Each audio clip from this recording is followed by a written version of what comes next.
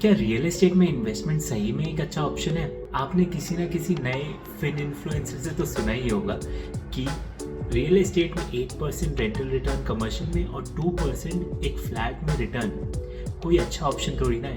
इससे अच्छा तो बैंक में डालो, एफडी में डालो, बहुत अच्छा सिक्योर इन्वेस्टमेंट रहेगा। फिर भी आप देखते हो एक्सपीरियंस बड़े से बड़े लोग रियल एस्टेट में धड़ाधड़ इन्वेस्टमेंट कर रहे हैं। तो ऐसा तो कुछ नहीं कि ये इन्फ्लुएंसर्स को कोई ऐसी बात नहीं पता जो ये बड़े बड़े बिजनेसमैन को पता है।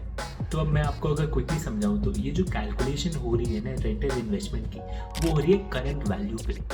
मतलब जो वैल्यू अभी मार्केट में उस प्रॉपर्टी की है, पर वो जो इन्वेस्टर है ना वो अपनी रेंटल रिटर्न कैलकुलेट कर रहा है उस प्राइस पे जिसपे उसने एक्वायर करी थी। अगर मैं ईजी करने के लिए आपको एक एग्जांपल से समझाऊं, फॉर एग्जांपल समझते हैं आपने 5 लाख की एक प्रॉपर्टी खरीदी जो कि है एक शॉप, ठीक है। और अंडर कंस्ट्रक्शन शॉप में around average capital appreciation India में है 35 to 40%। तो कंजर्वेटिवली मान लेते हैं कि 30% का कैपिटल एप्रिसिएशन है। तो अगर वो शॉप 3 साल में बनती है, वो कॉम्प्लेक्स 3 साल में बनता है, तो 30% की year on year capital appreciation से वो अराउंड बन जाएगी 1 करोड़ 10 लाख की प्रॉपर्टी।